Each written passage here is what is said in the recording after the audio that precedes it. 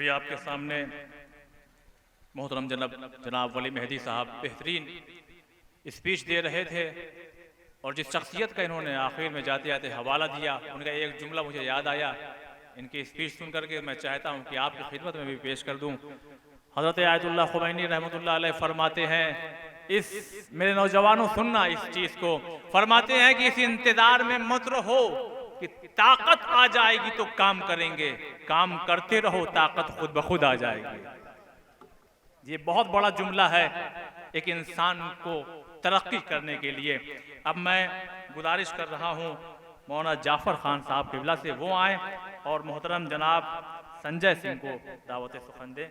मैं गुजारिश कर रहा हूँ जनाब जाफर साहब किबला से। तकरीर करने के लिए नहीं आए हैं।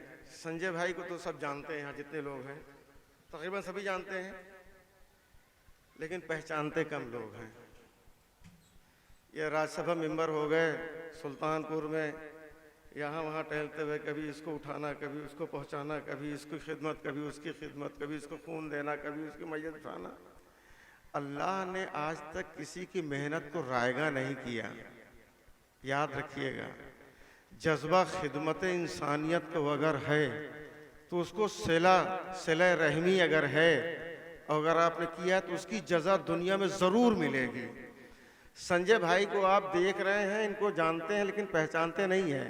या अचानक एक पार्टी बनी, उसमें शामिल हुए और उसके बाद उसके स्पीकर भी हो गए, राज्यसभा मेंबर तक, राज्यसभा हो गए, राज्यसभा सदस्य हो गए। मालूम है, ये सिर्फ इंसानियत की खिदमत ऐसी थी। हम में कोई ऐसा नहीं है, जितने लोग बैठे हैं दावे से कह रहे हैं कि जो इंसानी खिदमत इस आदमी ने अंजाम दी है, जिसका सिला मिला है, वो जाने कितने, हम तो एक आध दो बातें, चार बातें पहुंची हैं। उसमें से एक बात, सुल्तानपुर हॉस्पिटल में एक इंतहाई गरीब मियाँ बीवी अपने बच्चे को लिए हुए इलाज करा रहे थे। बच्चा बच नहीं पाया, मर गया। बाप कच्छा पहने हुए था, बनियान पहने हुए था और फटी हुई धोती पहने तो उस बच्चे की माँ। संजय भाई ज़्यादातर हॉस्पिटल में मरीजों को, इनका जिनका कोई नहीं है, उनकी खिदमत को पहुंचना, ये करना वो करना, ये इनकी अपनी आदत थी। वहाँ देखा है कि बच्चा मर गया, परेशान है मियाँ बीवी, पैसा नहीं है कि वो रिक्शा कर लें, जाना है उन्हें कल्याणपुर। संजय भाई ने क्या किया, उसके मरे हुए बच्चे को अपने कंधे पे रखा, उसके मरे हुए बच्चे को अपने कंधे पे रखा और रख करके हॉस्पिटल से गभड़िया तक, पुल तक, टैक्सी स्टैंड होता था यहाँ ना, यहाँ तक लेके आए। सोचिए हॉस्पिटल कहाँ, एक मरा हुआ बच्चा गरीब आदमी का, ये जात से ठाकुर है ना, सिंह है, अरे छोड़ो शेड्यूल कास्ट होगा, बैकवर्ड होगा, नहीं, इंसान ने इंसानियत की खिदमत का बीड़ा उठाया था। सबसे बड़ी इंसानियत होती है। बच्चे को लेकर के यहाँ तक आए, पप्पू के पास वो था, रिजवान पप्पू, उनके पास वो था, स्टैंड था। उससे इन्होंने कहा कि इसके बच्चे को घर तक पहुंचना है, इस मैयत को कोई इंतजाम करो यार, तुम्हारे पास सवारी है, स्टैंड है। तो वो उनकी बहुत इज्जत करते थे। पता चला उन्होंने सवारी का इंतजाम किया, उसके घर तक गया। ये गिरते हुए को पकड़ लेना आसान है, लेकिन किसी के मरे हुए बेटे को, किसी मरे हुए भाई को अपने दोष पर लेकर के टहलना, इतना मुसाफत तय करना, ये एक सिफत में बयान कर रहा। दूसरी बहुत सारी खिदमात हैं इनकी, किसको खून दिया, किसको मोटरसाइकिल से इलाज, 3 महीना इलाज करा के 50 किलोमीटर उसके घर तक ढूंढते हुए पहुंचाना। न बोल पाने वाले आदमी को, कि बोलना नहीं जानता, एक्सीडेंट में जख्मी है, उसका इलाज कराया, इलाज करा के 3 महीना तक, और फिर उसको लेके गए, उसको बोल नहीं पाता, जानता नहीं है, एड्रेस नहीं जानता, घर वालों नहीं जानता, लेकिन अब उसको ढूंढते ढूंढते उसके घर पहुंचाने का बेड़ा उठाया है 2 भाई लेकर के उसको, और उसके घर तक पहुंचा के माने। जब आदमी कदम बढ़ाता है तो अल्लाह मदद करता है, और घर तक पहुंच गए। तो ये सारी जज्बा इंसानियत अगर है ना, तो अल्लाह उसके सिले से महरूम नहीं करता है। लोग ताज्जुब करते हैं कि देख चंद दिन की सियासत में आकर के अचानक राज्यसभा मेंबर कैसे हो गए। अल्लाह ने इनकी खिदमत का सिला फौरन दुनिया में दिया है। उलमा बैठे हुए पूछ लीजिए, सिला रहम अगर किसी के साथ करते हैं तो परवरदिगार उसकी जजा दुनिया में ज़रूर देता है, दुनिया में भी देता है और आखिरत में भी देता है। मैं इसी के साथ दावत सुखन दे रहा हूँ बड़े भाई मोहतरम जनाब संजय सिंह साहब से, जो हमारे इलाके, हमारी बस्ती से ताल्लुक़ रखने वाले, और ये सीना फख्र से चौड़ा हो जाता है जब राज्यसभा में दौड़ते हैं। तो तशरीफ ला रहे हैं जनाब संजय सिंह साहब।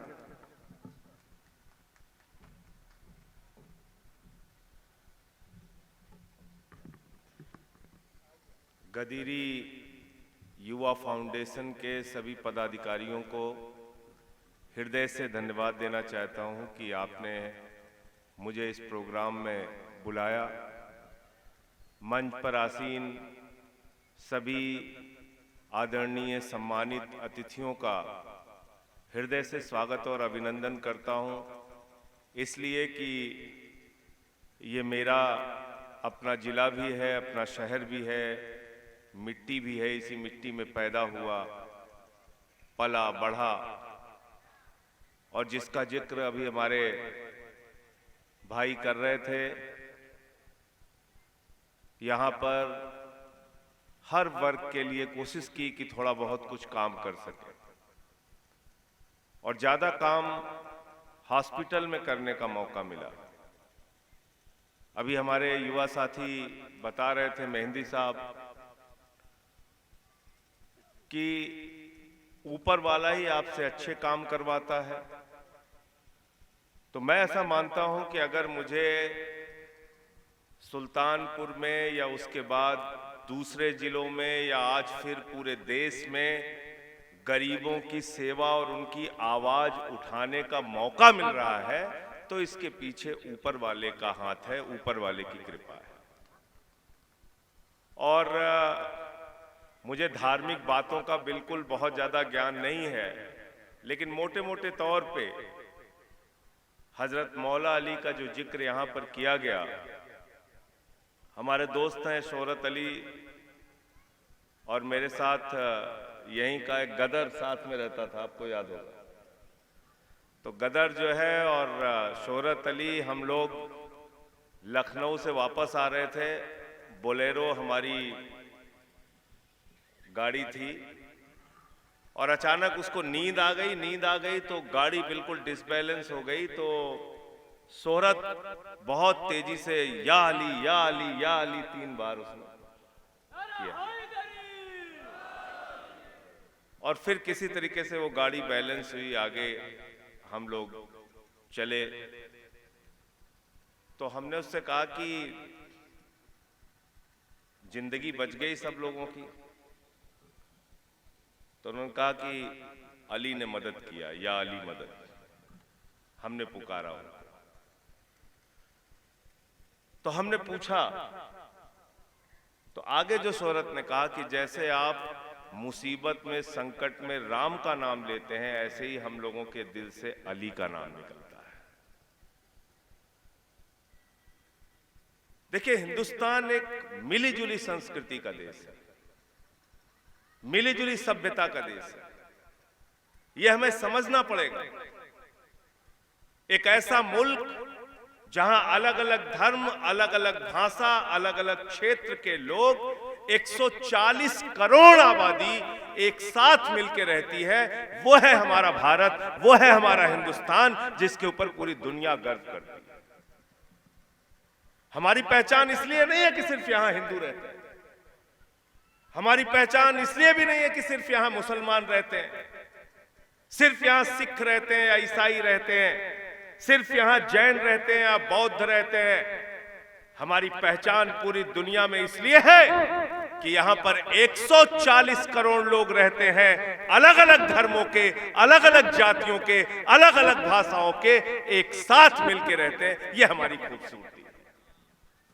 और हमारा कॉन्स्टिट्यूशन भी यही कहता है कि भारत एक धर्मनिरपेक्ष राष्ट्र है, जहां पे सबके सामाजिक, आर्थिक, हर तरह की समानता की गारंटी हमारा संविधान देता है। और इसको बिगाड़ने की जो लोग कोशिश कर रहे हैं, तो मैं ये कह रहा हूं कि वो हमारे धर्म को भी नहीं समझते और हमारे भारत के संविधान को भी नहीं मानते। ये लड़ाई है हमारी।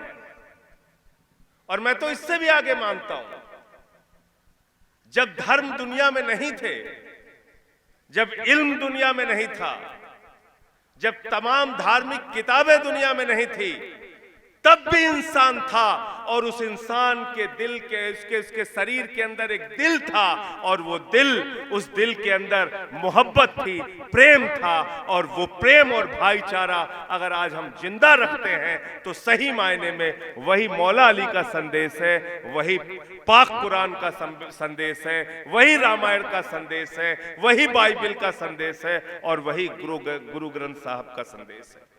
इस संदेश को हमें लेके आगे बढ़ना है। भाईचारे से ही हम लोग आगे बढ़ेंगे, इंसानियत की सेवा से ही आगे बढ़ेंगे। धार्मिक कट्टरता से दुनिया का कोई मुल्क आगे बढ़ नहीं सकता। ज्यादा बात करूंगा तो लोग कहते हैं कि भाई राजनीति करने लगे, लेकिन समझ में नहीं आता कि बात कैसे करें। अगर हम कहते हैं कि नफरत ना फैलाओ तो एक सियासी दल के लोग हैं नाराज हो जाते हैं। क्या बोले? कहें कि नफरत फैलाओ, कहें कि लोगों को बांटो। वो कहते हैं मारो काटो, लोगों को बर्बाद करो, और हम कहते हैं बेघर बेदर लोगों को आबाद करो। ये हमारा संदेश है, भाईचारे का संदेश। क्योंकि ये वो मुल्क है जहां बिस्मिल्लाह खान की सहनाई संकट मोचन के मंदिर में गूंजती है। ये वो मुल्क है जहां मलिक मोहम्मद जायसी पद्मावत लिखते हैं। ये वो मुल्क है जहां रसखान को पढ़कर हम भगवान कृष्ण के बारे में जानते हैं। ये वो मुल्क है जहां मोहम्मद रफी गाना गाते हैं, सुख के सब साथी दुख में ना कोई, मेरे राम तेरा नाम एक सांचा दूजा ना कोई। ये वो हिंदुस्तान है, ये हिंदुस्तान है। इस हिंदुस्तान की खूबसूरती को हमें समझना होगा, और धर्म के जो अच्छे संदेश हैं उसका प्रचार ज्यादा से ज्यादा करना पड़ेगा। आज मैं आपके इस सभा में बैठा हूं, मैंने मौला अली के बारे में बहुत कुछ अच्छी बातें आप लोगों के माध्यम से और जानी, लेकिन अगर ये सभा, ये बातें, ये चर्चा हिंदू समाज के लोगों के बीच में हो, सिख समाज के लोगों के बीच में हो, ईसाई समाज के लोगों के बीच में हो, तो आपके धर्म का अच्छा संदेश दूसरे समाज के लोगों के बीच में भी फैलेगा, और लोगों के मन में जो गलत फहमियां हैं वो गलत फहमियां दूर होंगी। और ये मैं क्यों कह रहा हूं? जब मैंने पार्लियामेंट के अंदर कहा कि 1857 के जंगे आजादी की गदर में मेरठ से लेकर दिल्ली तक मौलानाओं के सर काट के पेड़ों पे लटका दिए गए थे, बहादुर शाह जफर के दोनों बेटों का सर काट के उनके सामने पेश किया गया था, तो भाषण देने के बाद जब मैं घर पहुंचा तो रात में कई हिंदू साथियों का फोन आया और उन्होंने कहा इतनी सारी जानकारी तो हमको थी ही नहीं कि इतनी कुर्बानी। एक किताब हमारे दोस्त हैं, उन्होंने लिखा है, शहनवाज कादरी साहब ने, जो यहां से चुनाव भी लड़ चुके हैं, लहू बोलता भी है। और उस किताब के अंदर 1400 ऐसे वीर सपूतों की गाथा लिखी हुई है जिन्होंने भारत की आजादी में अपने प्राणों की आहुति दी, अपनी कुर्बानी दी, और उसमें 42 खवातीन हैं। आप बताइए, आपको हिस्ट्री नहीं पता है? अगर अपना इतिहास ही हम नहीं जानते, और कौन से लोग आप पे सवाल पूछते हैं? ऐसे लोग आपसे सवाल पूछते हैं जिनका आजादी के आंदोलन में कोई योगदान नहीं, लेकिन अभी कोई टीवी चैनल के डिबेट में बैठ जाइए तो आपसे आपकी देशभक्ति का प्रमाण पत्र मांगते हैं। मैं ऐसा मानता हूं, इस देश के अंदर किसी को किसी की देशभक्ति का प्रमाण पत्र मांगने की जरूरत नहीं है। 140 करोड़ लोग इस मुल्क का भला चाहते हैं, और जो लोग इस मुल्क के खिलाफ काम करते हैं, कानून और संविधान के मुताबिक उनके खिलाफ कार्रवाई कीजिए। लेकिन आज बड़े अफसोस के साथ कहना पड़ रहा है, अदालतों का भी चश्मा बदल गया है, ब्यूरोक्रेसी का चश्मा बदल गया है। हर चीज जाति धर्म की निगाह से देखना है, और इस जाति धर्म की निगाह में और इस जाति धर्म के आधार पे हमको इतना उलझा दिया गया है कि हमको अपने भले का भी पता नहीं। हम अपने बारे में भी नहीं सोच पाते। हिंदुस्तान आज कहां खड़ा है? भारत के 14 प्रधानमंत्रियों ने 2014 तक भारत के ऊपर कर्जा रखा 55 लाख करोड़ रुपए। पिछले 8 साल में भारत का कर्ज बढ़ के हो गया 156 लाख करोड़ रुपए। 100 लाख करोड़ रुपए का कर्जा बढ़ गया। भारत आज इस दशा में है कि 80 करोड़ लोगों को 2 वक्त के राशन की जरूरत पड़ रही है। सरकार अपनी पीठ थपथपाती है कि 80 करोड़ लोगों को हम अनाज दे रहे हैं, लेकिन इसमें खुश होने की बात नहीं है। 80 करोड़ लोगों को अनाज की जरूरत पड़ रही है, हमारी चिंता का विषय होना चाहिए। हम बेरोजगारी में कहां खड़े हैं? हम शिक्षा में कहां खड़े हैं?